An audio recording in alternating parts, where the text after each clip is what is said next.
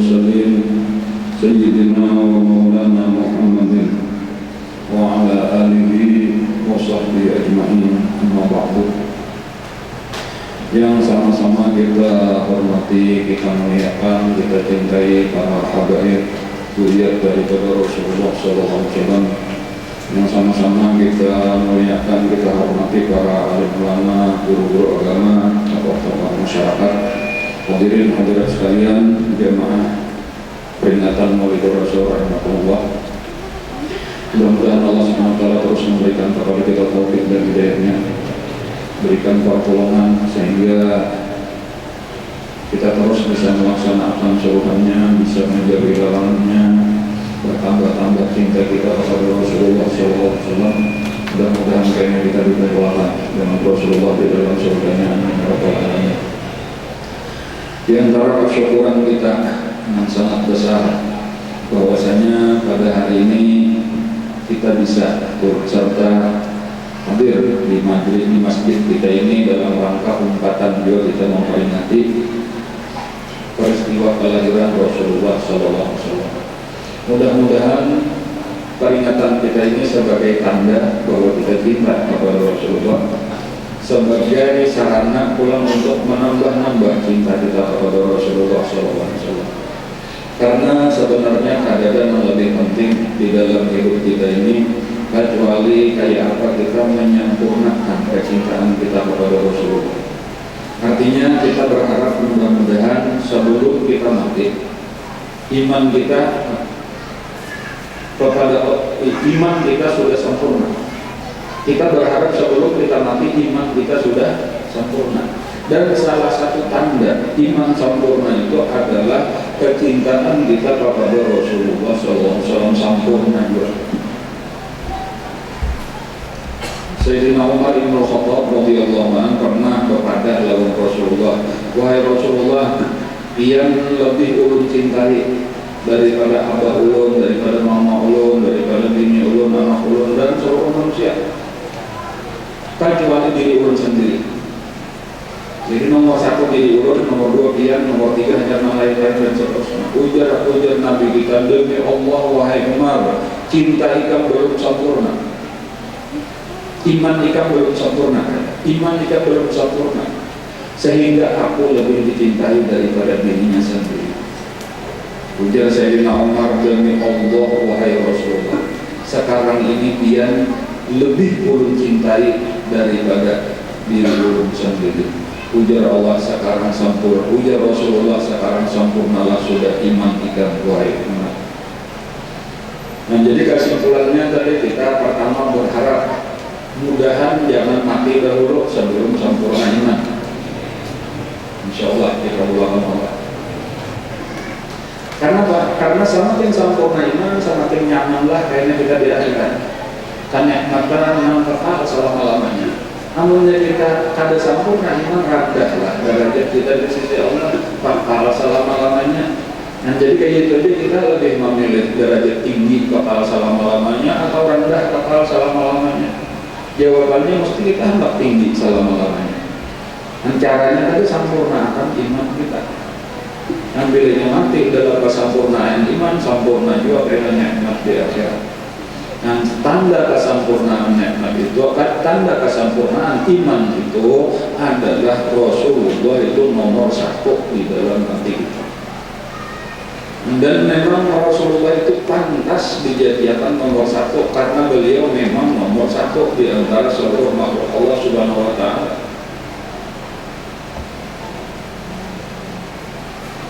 Ada kisah Nabi Musa alaihissalam ketika sidin diangkat oleh Allah jadi nabi, diangkat oleh Allah menjadi rasul.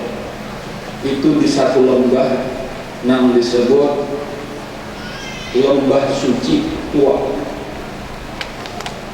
Itu di dalam Al-Quran dikisahkan. Ujar Allah kepada Musa, ikhla na'laika fa innaka bil wadil muqaddas tuwa. Wahai Musa, lepaskan kedua sandal engkau, karena sekarang engkau berada di lembah suci tua. Jadi tua itu ngaran lembahnya. Nah, jangan ngaran mikrofon kita. tua juga itu sama ngaran bener aja. Jadi Nabi Musa sampai di situ. Nah, asalnya Nabi Musa ini kekadepan di tengah jalan, melihat api dari jauh, lalu dikatakan maksudnya asalnya kada bisa hendak mencari api bener aja. Yang ternyata di situ tadi lalu mendengar suara, engkau sekarang berada di lembah tua, lepaskan sandal engkau. Maka dilepaslah sandal. Lalu pada saat itulah Nabi Musa diangkat oleh Allah menjadi nabi, diangkat menjadi rasul, lalu diutus untuk berdakwah di negeri Mesir, terutama terhadap Fir'aun dan rakyatnya. Itu satu kisah. Kemudian ada kisah yang kedua, ketika Rasulullah SAW mengalami peristiwa yang disebut dengan Isra wal Mi'raj. Nabi kita dibawa berjalan dari Masjidil Haram ke Masjidil Aqsa. Lalu dari Masjidil Aqsa naik ke atas langit 1, 2, 3 sampai 7. Bahkan terus lagi menyubalah satu tempat sampai ke sebuah tempat yang disebut Sidratul Muntaha. Sidratul Muntaha itu adalah perbatasan dua alam, yaitu alam atas dan alam bawah. Jadi seluruh yang ada di bawah Sidratul Muntaha itu ngarannya alam bawah, walau langit 6 ke 7 sekalipun itu masih di bawah. Nang atas itu apa? Menyubalah pada Sidratul Muntaha. Nah, di perbatasan itu orang bawah ada boleh naik kecuali sampai ke situ, orang atas ada boleh turun kecuali sampai ke situ. Itu perbatasan. Sehingga malaikat Jibril alaihi salam itu tamandak sampai ke Sidratul Muntaha. Nah, walau sudah mengawani Nabi kita mulai di Masjidil Haram ke Masjidil Aqsa sampai ke langit sampai ke Sidratul Muntaha, ujar malaikat Jibril kurang lebihnya bahasa kita, aku sampai di sini aja kalau mengawani. Aku kada boleh lagi menyubalah ke situ. Itu perbatasan yang kada boleh dilanggar. Lau qaddamtu al-ahraqa sana, seandainya aku melangkah selangkah aja, niscaya aku akan hancur terbakar oleh cahaya yang ada di atas situ. Nah, maka Nabi kita menyeberang sawaran. Dan walaupun boleh jadi disambut pula oleh malaikat yang ada di sebelah malaikat atas tadata, sampai akhirnya Nabi kita di aras, sampai di bawah aras, bahkan ada yang menemukan sampai di atas aras, lalu menerima wahyu, menerima perintah sampai yang 5 waktu. Apa pelajaran yang hendak kita ambil di sini? Ternyata Rasulullah menyubalah Sidratul Muntaha terus ke alam yang di atas yang disebut Mustawa, kemudian ada lagi yang disebut Rafraf, kemudian ada yang disebut dengan Aras. Nabi kita kadang disuruh berpacul sandal. Nabi kita tetap memakai sandal beliau. Nabi Musa tadi di bawah aja di lembah, napa tadi ngarannya tua, lembah suci tua, disuruh berpacul sandal. Sementara Rasulullah SAW namun tinggi di atas Sidratul Muntaha ada perlu berpacul sandal. Apa rahasianya? Nah, ini rahasianya. Apakah sandal Nabi kita itu demikian hebatnya?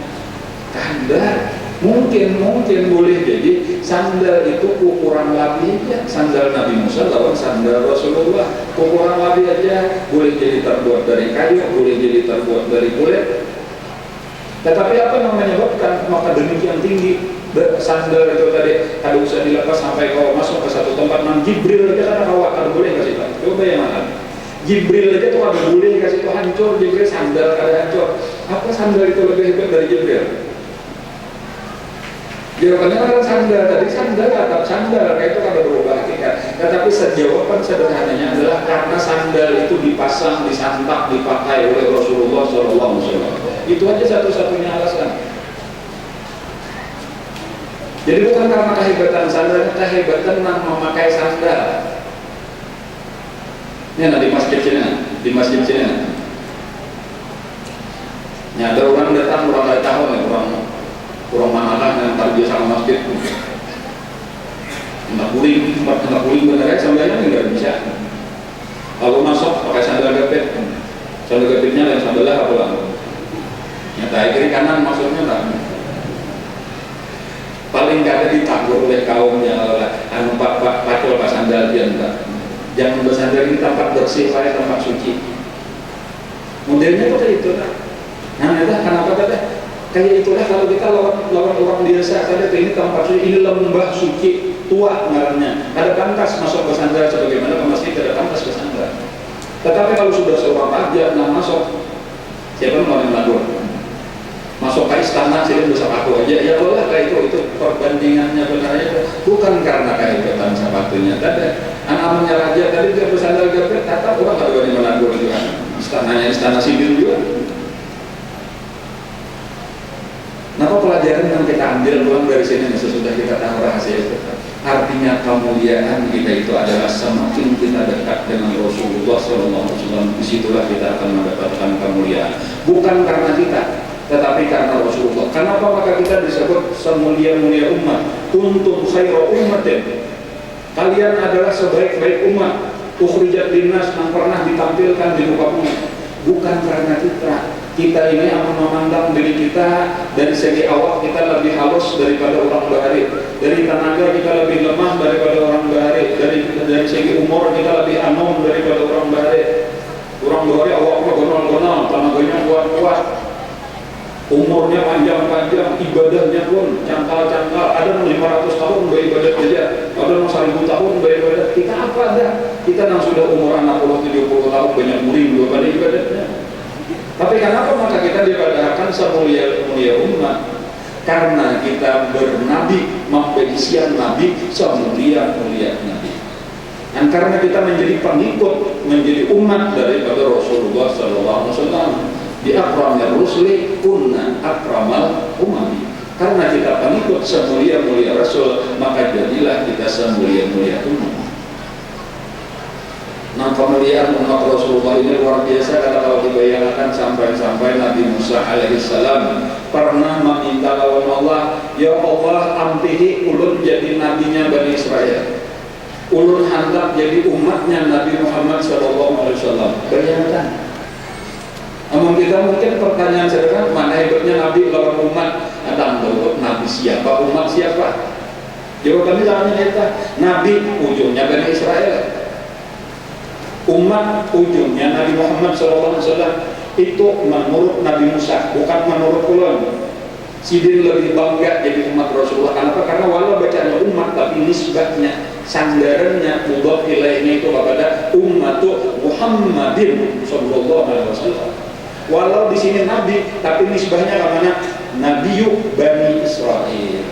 Kata mana Bani Israel lawan Muhammad, nisbahnya itu memang kalau ditanding. Amun Nabi lawan umat memang hebat Nabi. Tetapi Bani Israel di sini Muhammad SAW kalah, nabinya sendiri memilih, dia hanya kalah. Anjuman apa biar Allah khuzma atau itu kawaku minasyakirin. Ambil yang sudah aku beri, artinya pun sudah mulai jadi nabi syukurnya, jangan macam-macam lagi kehendak. Kadang diberi Allah Ta'ala. Tetap disuruh menjadi nabi aja sudah waku minasyakirin. Jadilah ikan orang yang bersyukur. Syukuri aja sudah aku beri. Nam akan mendapat nikmat karunia yang terbesar menjadi umat Nabi Muhammad itu adalah satu kaum yang aku pilih sendiri, yaitu kita. Nah, jadi kita ini apalagi pada syukur lagi untung banget.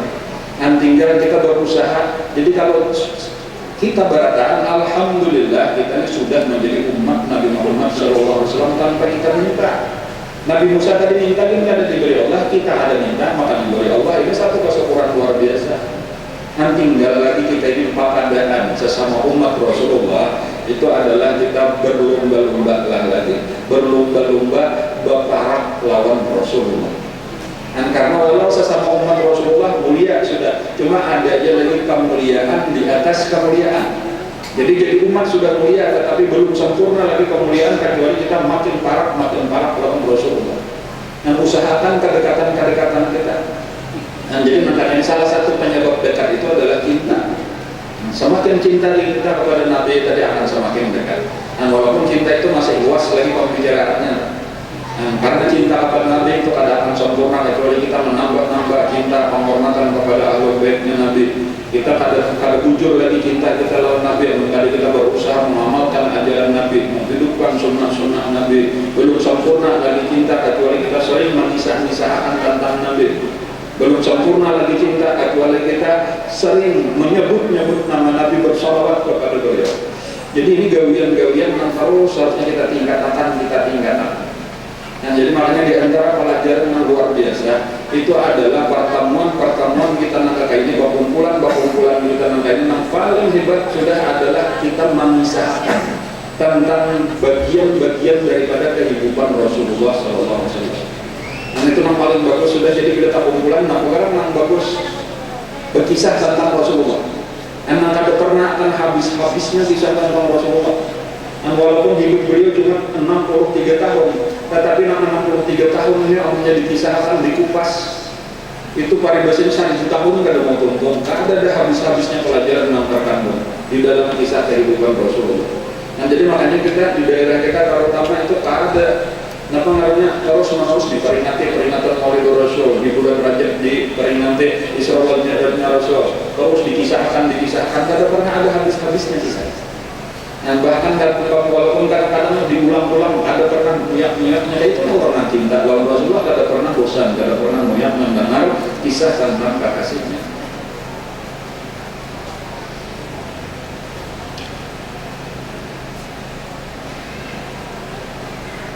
Nabi kita itu pemuliaan beliau, mulai pemulaan sampai penghabisan.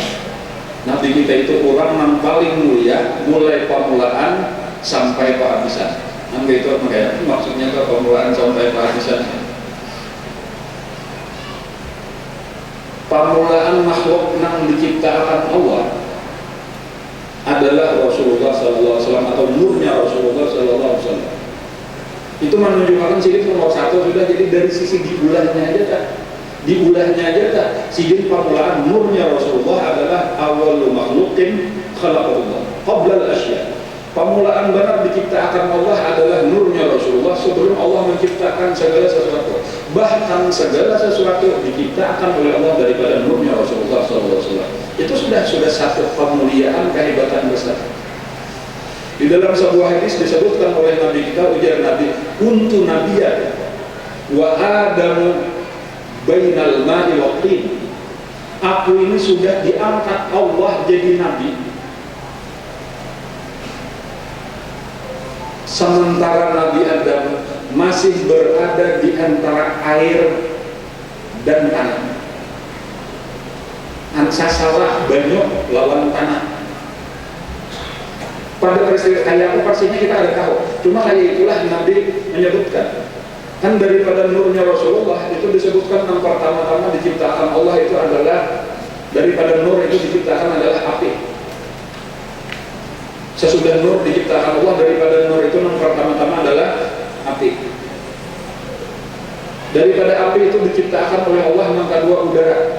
Jadi nur itu terangnya luar biasa, dari terangnya itu timbul panas, dari panasnya itu timbul api. Nah, ketika api itu berkobar-kobar, maka apa? Maka terjadilah tiupan angin. Jadi angin itu adalah berasal daripada api. Nah, daripada angin, daripada udara, disitulah pendinginnya udara itu ada mengandung air.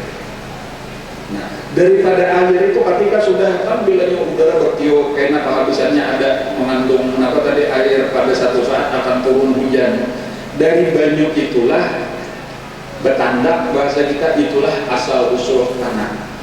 Jadi tanah itu berasal daripada air. Nah, karena daripada tanah inilah diciptakan Nabi Adam, daripada api tadi diciptakan jin dan seterusnya, itu penciptaan alam semesta. Nabi kita menyebutkan bahwa antara air dan tanah, pada saat itulah Nabi kita sudah diangkat oleh Allah menjadi Rasul. Jadi adalah Nabi Adam pada saat itu belum ada Isa. Adalah makhluk-makhluk yang lain, belum, itu hanya unsur-unsur alam semesta, yaitu api, udara, air, tanah. Itu pada saat itu Nabi kita sudah resmi dilantik Allah menjadi Nabi. Di dalam satu riwayat, kuntu nabiyyan wa Adam munjadilatun fi qimati. Aku dijadikan Allah menjadi Nabi sementara Adam itu masih akarnya masih diolah di dalam tanah kamirannya lagi, artinya belum berbentuk manusia lagi. Ini kita sekadar hendak mengetahui kebesaran kemuliaan Rasulullah SAW. Lalu dari situlah tadi diciptakan segala sesuatu. Malaikat Jibril pernah bertamu lawan Nabi di dalam pertemuan-pertemuan yang luar biasa, rancaknya seringnya bertemu. Pada satu pertemuan pernah Nabi kita bertakun lawan malaikat Jibril, wahai Jibril, apa nak bertakun? Ada apa Jibril? Umur ikam sekarang sudah? Ikam umur berapa? Ujar Jibril, mohon maaf, ulun kada bisa ulang tahun. Jadi kada tahu berapa umur. Cuma ulun ini mengatakan di langit itu ada timbul kayaknya bintang. Nah, luar biasa terangnya, matahari kalah, seluruh bintang-bintang kalah. Cuma bintang ini jarang-jarang timbulnya, dia cuma timbul 70.000 tahun sekali. Jadi bedanya timbul ulang, nangka dua, oh berarti bertambah sudah umur ulun 70.000 tahun. Karena satu saat timbul pulang, malah pulang, oh berarti bertambah pulang umur 70.000 tahun. Nah itu aja, itulah ulun menghitung umur di situ aja. Ulang tahun kata biasa, ujar Nabi kita, ikam berapa kali sudah melihat bintang itu? Ujar Jibril, nang terakhir tadi nangka 70.000 kali. Nanti hendak tahu berapa umur ulun, kali aja seorang 70.000 kali 70.000, kayaknya bulik di sini ambil kalkulator. Tahulah ujar Nabi kita, ikan Jibril bintang apa barang itu? Ujar Jibril kada tahu. Itulah nur kok, ujar Nabi kita, nur Nabi Muhammad SAW. Nang ikan lihat nangka 70.000 kali tadi itu adalah nang terakhir. Karena nur itu akhirnya ditaruh oleh Allah di tulang belakang Nabi Adam alaihissalam. Jadi kada ada terbit lagi sampai hari kiamat. Karena nur itu ditaruh di tulang belakang Nabi Adam, kemudian berpindah ke rahim Siti Hawa, kemudian pindah ke rahim Nabi Sis alaihissalam, terus berpindah dari satu nabi dari tulang belakang satu orang mulia kepada tulang rahim perempuan mulia, dari rahim perempuan mulia ke tulang belakang orang yang mulia, sambung bersambung. Akulah ujar Nabi kita yang dibawa di kapalnya Nabi Nuh karena aku berada di tulang belakang Nabi Nuh. Akulah yang keempat dilempar ke dalam api ketika aku berada di tulang belakangnya Nabi Ibrahim alaihissalam. Dan terus berpindah sampai akhirnya berada di tulang belakang Abdullah bin Abdul Muttalib sebelum kawin dengan Siti Aminah. Setiap orang yang membawa nurnya Rasulullah di tulang belakangnya tadi adalah orang-orang besar, orang-orang mulia, orang-orang yang berwibawa, orang-orang yang dicintai oleh seluruh masyarakatnya. Jadi itulah ketika Abdullah menanggung nurnya Rasulullah. Abdullah ketika masa muda kadada seseorang di dunia baik nang bujang, nang balaki, nang baluk kecuali jatuh cinta lawan Abdullah. Setiap perempuan pasti kaidanan melihat Abdullah. Ternyata bukan karena Abdullahnya, karena nur nang dikandung di situ memang luar biasa. Jadi cahaya Abdullah itu luar biasa. Sampai ada perempuan yang berjanji ketika pernah bertemu dengan Abdullah, yang mengikat, wahai Abdullah, asal hakun kawin lawan aku beri sekian ratus unta. Nah ininya sugih bibiniannya berisi unta saling bernyakan sekian ratus unta hendak diberi kepada Abdullah asal hakun kawin. Nah ini bibiniannya namanya jujur, bibiniannya namanya memberi. Cuma saya ujar Abdullah, maaf aku ada wani lawan abah, aku ini sudah tasarah abah aja. Siapapun yang dipilihkan abah itulah yang akan aku kawin. Nanti kalinya Abah Sidin Abdul Muttalib memilih seorang perempuan yang paling mulia di zaman itu yang bernama Aminah binti Wahab. Nah maka kawinlah Abdullah dengan Aminah. Sama-sama orang terbaik di zaman itu, lelakiannya yang paling hebat, biniannya yang paling hebat. Terjadilah perkawinan.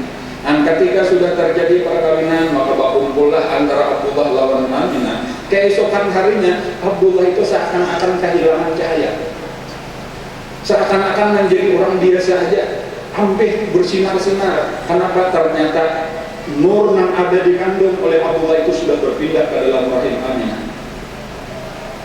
Jadi pada satu hari, beberapa hari sesudah perkawinan, Abdullah itu bertemu dengan perempuan yang pernah membawa kawin. Oh ya Abdullah, masih hendakkah kawin lawan aku? Cuma saya kan jadi bini anumpang wajahnya. Hanya kawin sudah banyak malah. Menggayai bibirnya, ujar bibirnya itu, maaf dahulu aku tak gila-gila lawan ikam, sekarang maaf aku biasa-biasa aja. Ayo ikam tarusan situ lawan Aminah, aku baik mencari nang bujang nang lainnya. Kan gitu. Jadi sampai Abdullah sendiri bingung, apa semalam ikam tak gila-gila lawan aku, maka hari ini biasa-biasa aja. Semalam ikam membawa kawin, wah ini aku nama membawa, ya tuh ada apa? Nah karena ternyata bukan karena Abdullahnya, tetapi karena nur yang dikandung oleh Abdullah. Nah itu kehebatannya Rasulullah SAW. Nah jadi supaya kita ini menambah kenal dan tadi berkisah mereka ini, supaya kita semakin cinta. Cuma sayang tadi Abdullah 2 bulan kemudian sesudah dikandung Rasulullah itu meninggal Abdullah. Kurang lebih 2 bulan, untung bulan madu. Ya Allah, pada ngarang bulan madu ini kan memang 2 bulan sebulan aja bang. Cuma istilah benar aja tuh bulan madu. Jadi bulan madunya 2 bulan. Untung sudah 2 bulan, lalu Abdul Muttalib memerintah kepada Abdullah, wahai Abdullah, sadang sudah ikam, umpat belajar berusaha, umpat belajar berdagang. Ikam sekarang sudah berbini, apalagi bini ikam sudah hamil. Sebentar lagi ikam akan jadi abad. Angkai kita juga ya Allah, belajar berusaha, sudah belajar mencari ya Allah, belajar hendak berumah tangga seorang lah sudah. Nah, lalu disuruhlah oleh Abdul Muttalib tadi untuk umpat berdagang, karena biasalah rombongan Quraisy itu musim panas, musim dingin itu bepergian. Rihlat asy-syita'i was-sayf namanya. Nah, kebetulan waktu itu perjalanan dagangnya itu ke utara, yaitu ke negeri Syam namanya, atau Syria kayaknya. Nah, maka umpatlah tulah. Nah, entah mungkin karena ada biasa berjalan jauh, itu sampai ke Madinah sekitar mungkin 450 km dari Makkah, itu garing Abdullah. Kurang lebih seminggu lah di perjalanan, itu sampai ke Madinah garing. Kada awal lagi meneruskan perjalanan. Nah, sementara rombongan hendak berangkat terus. Untungnya apa? Di Madinah itu ada berisian pulang, ada berisian keluarga. Abdullah ini ada keluarga siapa yang berada di Madinah? Itu adalah mama daripada Abdul Muttalib, itu adalah orang Madinah. Nah, jadi supaya kita ketahui, jadi Hashim itu tokoh besar di Makkah. Hashim itu pernah mengandung nurnya Rasulullah SAW juga. Jadi selain pemimpin besar di Makkah, orang mulia. Sehingga waktu Hashim itu hendak dikawinakan, itu dipilih wanita yang paling mulia di Jazirah Arab di mana ada. Karena memang inilah yang pantas untuk dikawinakan kaum Hashim. Sekalinya di dunia yang paling mulia, kebetulan paling cantik, paling sebagainya, itu andaknya dia Yasrib di kota Madinah dari suku Khazraj. Atau sebenarnya lebih tepatnya lagi kalau sukunya itu Khazraj, tetapi Bani Najjar karena Bani Najjar itu daripada suku Khazraj. Keistimewaan Bani Najjar itu memang pertama bibinya terkenal cantik-cantik, terkenal pintar-pintar, terkenal istimewa berataan. Sampai di Arab itu satu-satunya bibinya yang boleh menalak laki itu adalah Bani Najjar. Pokoknya bila macam-macam ditalaknya, dan itu diakui oleh orang Arab. Bani Najjar boleh menalak laki. Nah, di sini kan ada salam berbaris juga ada, sama aja lawan yang lain, bantai cabai sama lawan yang lain. Itu hanya Bani Najjar tadi. Dikawinakanlah Hashim lawan perempuan dari Bani Najjar. Lahirlah seorang anak bangsawan Abdul Muttalib. Jadi sebenarnya Bani Najjar itu adalah keluarganya Abdullah juga, karena kenapa berarti mama dari Abdul Muttalib berarti nenek sini orang situ. Bahkan ketika Hashim mati, meninggal, itu oleh Nang Bine tadi itu Abdul Muttalib itu dibawa ke Madinah. Jadi diharapkan oleh Nang Mama. Jadi makanya Abdul Muttalib itu diambil itu ketika sudah mulai dewasa, mulai besar, hanya diambil dibawa ke Makkah untuk menjadi pemimpin kota Makkah. Nah, jadi Mama Sidin sebenarnya masih ada di Madinah. Jadi sejujurnya karena kalau kita berkisah sampai kepada hijrah, cuma awas lagi mungkin jam 7 jam 8 malam hanya sampai hijrahnya, awas benar lagi. Itu Nabi kita hijrah ke Madinah itu bukan sesuatu yang baru sebenarnya, karena keluarga Sidin ada orang Madinah. Nah gitu, jadi kayak itu tuh hijrah tuh ke Madinah, antara itu mereka kayak burudannya juga ke sini ada bine di sini modelnya kayak itu. Dan siapa-siapa Habib rajin ceramah ke sini memang bagus tuh juga, ada juga bine di sini kayak gitu orang sini saudara. Bagaimana? Jadi kayak Nabi kita itu ya bahasa kita tuh sabalah orang Makkah, sabalahnya orang Madinah juga, jadi nyaman aja kayak itu keluarga ada di situ. Nah kayak itulah tadi kisah. Jadi rombongan terus berangkat, Abdullah tinggal dirawat di Bani Najjar tadi. Tetapi beberapa waktu kemudian akhirnya meninggal dunia. Jadi abah Nabi itu meninggal di Madinah, dikuburkan di Madinah. Nah karena beberapa tahun kemudian itu Aminah itu akan berziarah membawa Nabi kita ke Madinah. Ada karena masanya lawan Abdul Muthalib sendiri, mintuhaknya lawan Minato, tadi lawan Tujo, lawan pembantu, budak peninggalan Abdullah nang bamaran Ummu Aiman itu tulakan ke Madinah. Lalu ziarah ke kubur Abah Sidin, inilah nakai kubur Abah yang di dalam 2 bulan meninggal. Sekarang umur 6 tahun kisahnya. Nah maka ziarah lalu tahu Nabi. Bahkan ujar Nabi, aku pamulaan bisa bakunyong. Jadi Nabi bisa ada bakunyong? Nah bisa.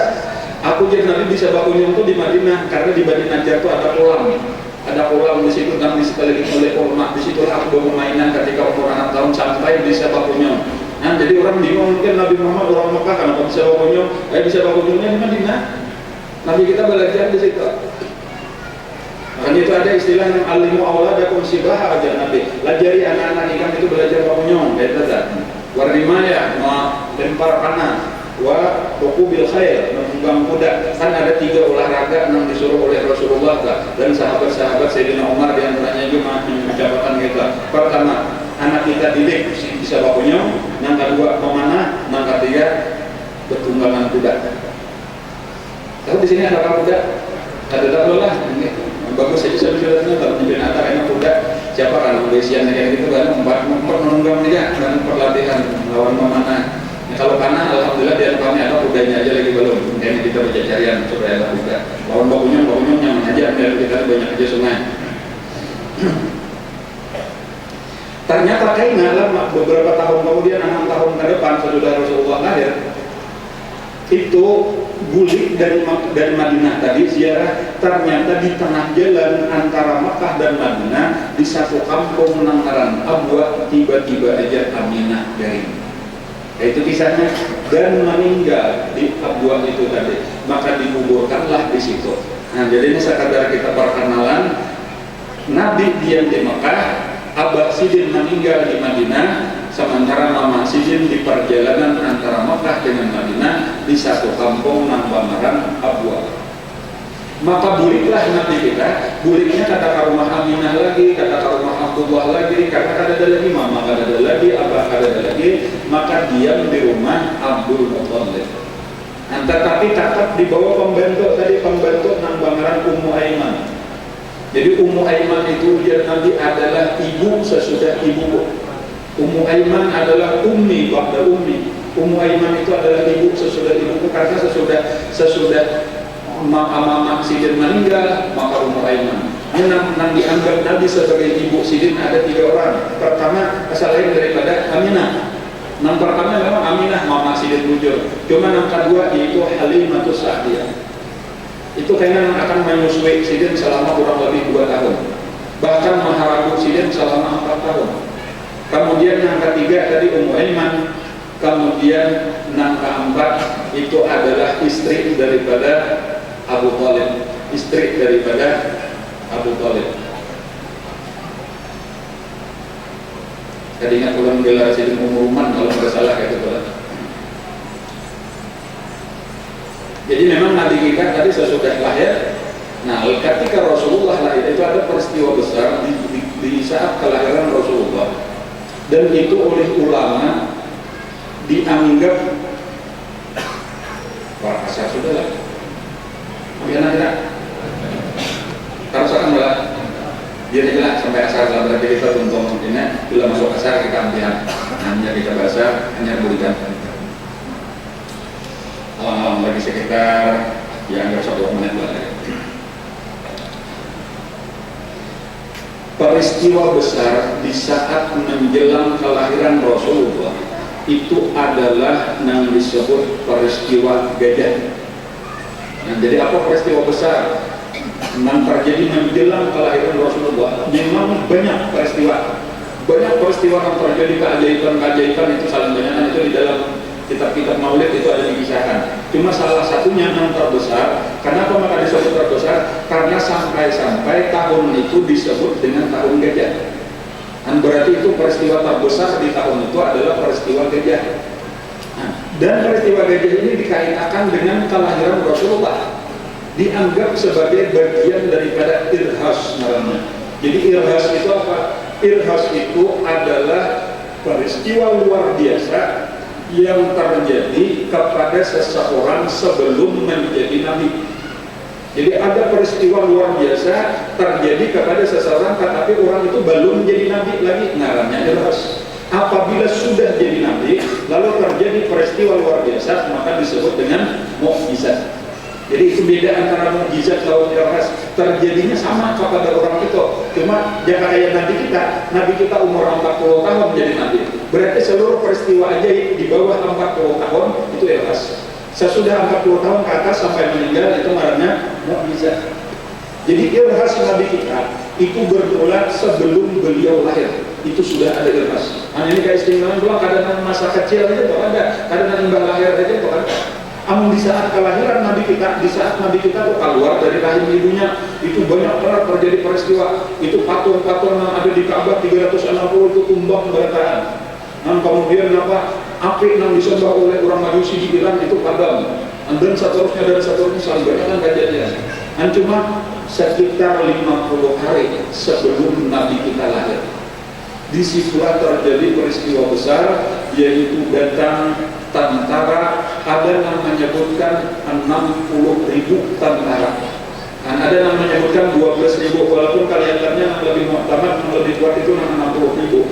60.000 tentara dari Yaman.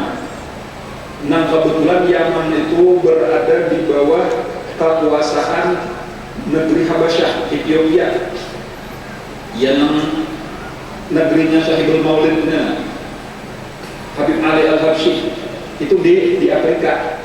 Nah itu kekuasaannya Habasyah itu atau Ethiopia itu luar biasa. Kerajaannya memang berada di Afrika, tetapi kekuasaannya sampai menyeberang Laut Merah, sampai Yaman itu dijadikannya sebagai satu provinsi. Nah agamanya itu adalah agama Nasrani. Jadi mereka beragama Nasrani. Nah itu setelahnya karena Najasyi, rajanya Habasyah itu masuk Islam di tangan Rasulullah SAW, karena ke depannya di zaman Rasulullah, walaupun mungkin Najasyinya berbeda dengan Najasyi nama perintah Abraha ini, yang karena Najasyi itu adalah gelar bagi Raja Habasyah, sebagaimana Fir'aun itu gelar bagi Raja Mesir, Kaisar itu gelar bagi Raja Eropa Romawi, dan kemudian Kisra itu gelar bagi Raja pengarang Raja Persia.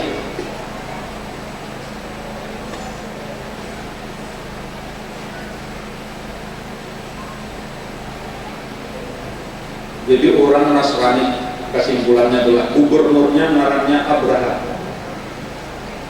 Itu ketika ditempatkan diulah jadi gubernur, itu Sidin melihat orang-orang Yaman, terutama orang-orang Arab secara umum itu saban tahun itu berhaji ke Baitullah. Dan bahkan di waktu-waktu biasa mereka tetap berangkat ke Makkah untuk melaksanakan umrah. Jadi kalau kita ini juga umrah itu sepanjang tahun, kemudian haji setahun sekali, itu terus ramai kurang. Nah lalu mereka lalunya betapa kenapa orang ini maka kasih itu ujar orang mereka itu mengerjakan umrah, mengerjakan haji karena di situ ada Baitullah. Karena mereka anggap itu sebagai bangunan yang dibangun oleh Nabi Ibrahim alaihissalam. Nah lalu itu syariat daripada Nabi Ibrahim. Nah lalu nampaknya agamanya orang situ menyembah patung, menyembah berhala. Bahkan di sekeliling Ka'bah itu tadi ada 360 berhala. Nah berarti itu syirik, karena itu agamanya ada wujud. Nah lalu Abraha itu berulah gereja, karena ini agama Kristen. Lalu ini berulah gereja yang semewah mungkin mengkawal diulah. Lalu ia mengharapkan jangan lagi orang ke Ka'bah karena itu bagian syirik, bagian menyembah patung. Ini nama bujur kita mentauhidkan Allah Subhanahu Wa Taala. Kita ke gereja aja sudah. Lalu diumumkan, disebar surat ke seluruh dunia. Mulai tahun depan jangan ada lagi nangkap Mekah. Berataan supaya kayaman. Nah, ibadah puncak karena diadakan di Yaman, kita akan peringati. Sampai waktu nanti ditentukan, mungkin jauh ini mungkin 25 Desember lah, kira-kira puncak acaranya. Nah, hari Natal. Sekalinya ada dan datang saya hukum. Tatap orang tulakan ke Mekah. Bahkan ada orang yang pengemis dalam satu riwayat itu orang minta-minta benar aja kalau ada cabar orang banyak kan ada juga yang minta sidakan. Sekalinya meminta sidakannya ada dapat sidakan apa-apa orang ada dalam datangnya Pak biasanya tanguring di dalam gereja ada tak berhira pulang. Jadi malah serta beda di situ tadi ditinggalakannya atau aturnya kasakitan karo hendak daerah ada sampai lagi walhasilnya bukan ditinggalakannya sarek benar Abraha, artinya sudah ada dengan datangnya ke gereja dan ulah demikian larang malah dibahidai ya pula. Nah karena kasasarikan itulah makanya berniat untuk kita hancurkan aja sudah Ka'bah. Nah, maka dikumpulkannya lah tadi sebanyak 60.000 tentara. 100 diantaranya itu dibawakan gajah-gajah nan ganal dari Afrika. Karena memangnya kerajaannya di Afrika. Jadi disubaramakan lewat laut merah dengan berkapal-kapal nan ganal. Nan paling ganal ditunggangnya seorang oleh Abraha tadi. Dan ringkasnya tulakanlah Mekah. Di tanah jalan nampak aja dihancurnya bila final anak melawannya, nampak aja nan ada terdapat harta dirampasnya, termasuk salah satunya yang dirampasnya itu adalah 200 ekor unta milik Abdul Muthalib. Jadi Abdul Muthalib itu ada besi unta dititipkan di luar kota Mekah. Nah, pas kalau Abraha ada melihat unta diambil, ada melihat unta diambil, ada melihat ternak diambil. Termasuk yang salah satu yang diambilnya adalah unta milik Abdul Muthalib, pemimpin Mekah. Nah, cuma di antara keajaiban yang terjadi ketika sudah mulai mendekati Mekah, tetapi masih berada di luar Mekah, di satu tempat antara Arafah lawan Mina. Jadi kalau Mina itu sudah masuk tanah haram, Arafah itu masih di luar tanah haram, sasalanya itu di satu tempat nang bangaran Wadi Muhassir. Jadi yang Mekah umrah atau haji itu kan ada masanya ziarah babis keliling-keliling itu bahkan kan dikatakan oleh gaibnya. Kita sekarang berada di satu tempat namanya Wadi Muhassir. Disinilah bahari pasukan gajah dihancur oleh Allah dengan burung ababil. Dan itu ada dikatakan dosa salah Mina lawan Arafah atau sasalah Muzdalifah lawan Arafah sekitar situ. Di situ tamanda, tak ada dengan hakumnya berjalan lagi berataan, jadi ditahan oleh Allah kalau boleh masuk ke tanah haram, maka terpaksa mereka istirahat. Bilanya di paling buka gajahnya, di paling lain buka, tapi bila sudah dihadapkan nampak ke utara, nampak ke Mekah karena itu masuk. Nah, jadi bingung juga Abraha, bingung tentaranya, akhirnya istirahat. Kita bermain aja dulu di sini, kita cari jalan. Nah, lalu dipasang kemah-kemah. Nah, lalu Abraha menyuruh supaya bertakun siapa sekarang pemimpin Mekah. Ujar orang marahnya Abdul Muthalib, panggil, aku hendak berpandir. Ringkasnya itu, maka dipanggil oranglah Abdul Muthalib, maka datanglah Abdul Muthalib menghadap diiringi oleh beberapa orang anak buah Sidin. Dan pada saat itu tuh Abdullah sudah meninggal. Nah, karena ini peristiwa ini kisahnya cuma sekitar 50 hari sebelum kelahiran Rasulullah. Nah, lalu Abraha itu ujar kalau bagi melihat Abdul Muthalib itu sudah apa namanya ya, sudah hormat karena melihat wibawanya Abdul Muthalib itu luar biasa. Nah, ini orang yang pernah mengandung nurnya Rasulullah, pernah benar aja karena nurnya sudah berpindah ke dalam diri Abdullah, dari Abdullah sudah berpindah ke dalam rahim Aminah, yaitu masih ada sisa-sisa wibawa yang besar. Sampai Abraha tadi itu hendak biar Abraha ini ujung akan berkata aku hadiah. Supaya aku lawan anak buah masa orang nang jajaran yang orang nang di bawah dimuliakan, tapi yang aku duduk di atas dunia di bawah rasa ada pantas. Entah itu perasaan Abraha tuh bertamu lawan Abdul Muthalib. Maka akhirnya mengambil jalan tengah. Abraha turun dari kursinya lalu duduk berkata lawan Abdul Muthalib, sama-sama duduk di atas kafet. Dan itu penghormatannya, kayak itu wibawa yang besar di dalam diri Abdul Muthalib. Alasan pertanyaannya kenapa maka demikian berwibawa? Padahal banyaknya juga orang berjambut, banyaknya juga orang berbulang, yang lain sama aja, Arab sama Arab. Tapi kenapa makanya lebih dihormatinya? Karena pernah mengandung nurnya Rasulullah SAW. Nah, lalu ujar Abdul Muthalib, ujar Abraha, berpisah. Aku terus terang aja datang ke sini bukan untuk berperang lawan hubungan kamu. Tujuanku cuma satu aja. Aku hendak menghancurkan Ka'bah supaya ke depannya jangan ada lagi orang berhaji ke umrah Mekah. Tetapi aku sudah menyediakan gereja yang luar biasa, tempat orang menyembah Allah Subhanahu wa taala, supaya jangan ada lagi patung dan sebagainya. Ujar Abdul Muthalib, ulun masalah Ka'bah itu ulun kada ngurus. Tetapi ulun datang ke sini, ulun meminta tolong supaya 200 unta milik ulun dikembalikan.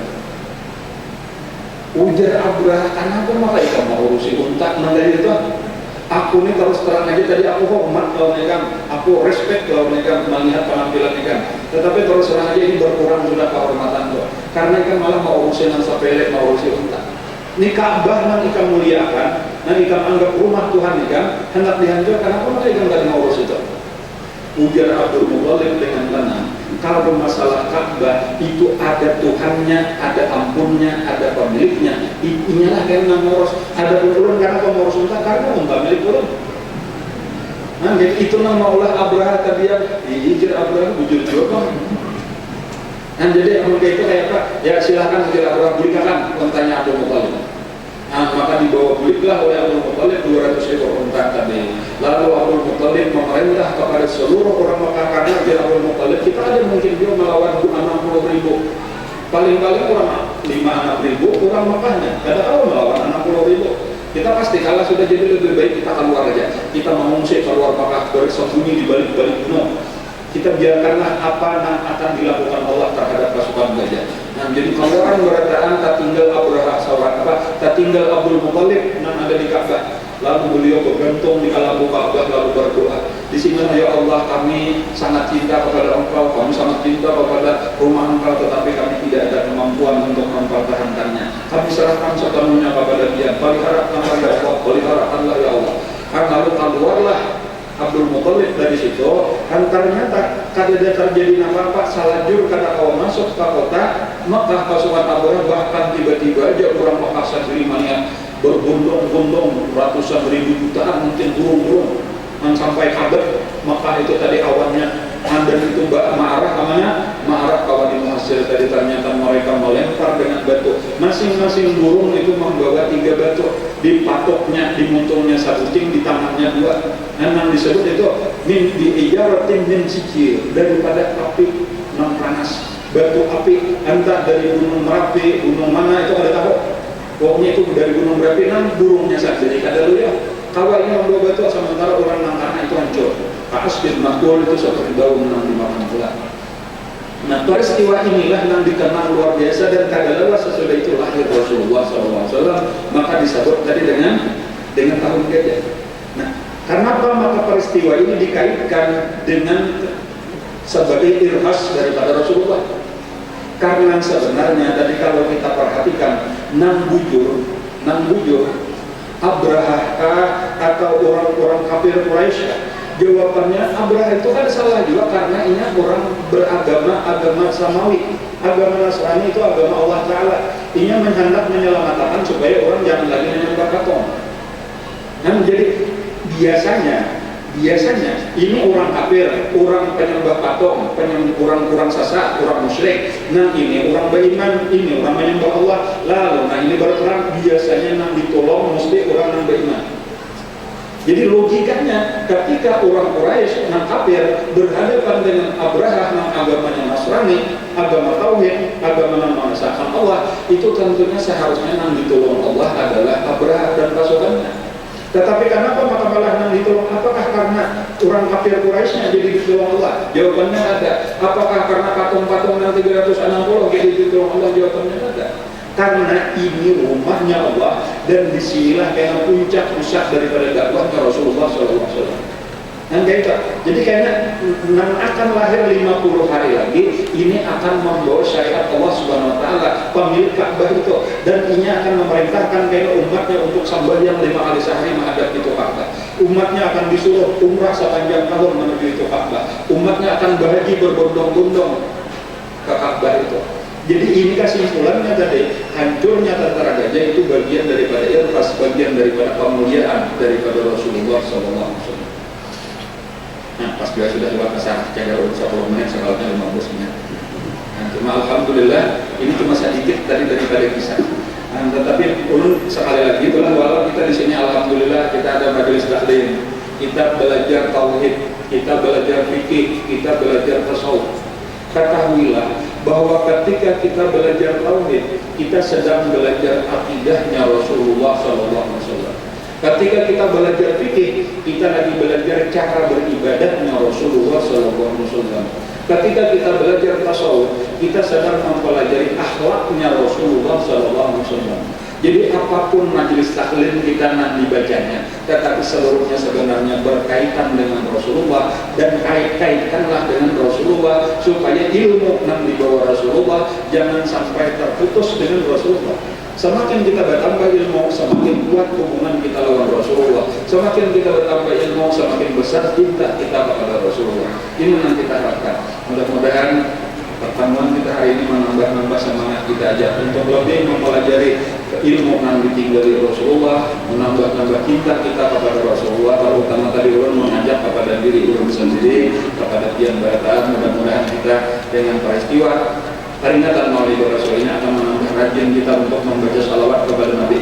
Yang sudah membaca 100 kali sehari, mudah-mudahan kawan 200, yang sudah 200, mudah-mudahan kawan 500, dan seterusnya.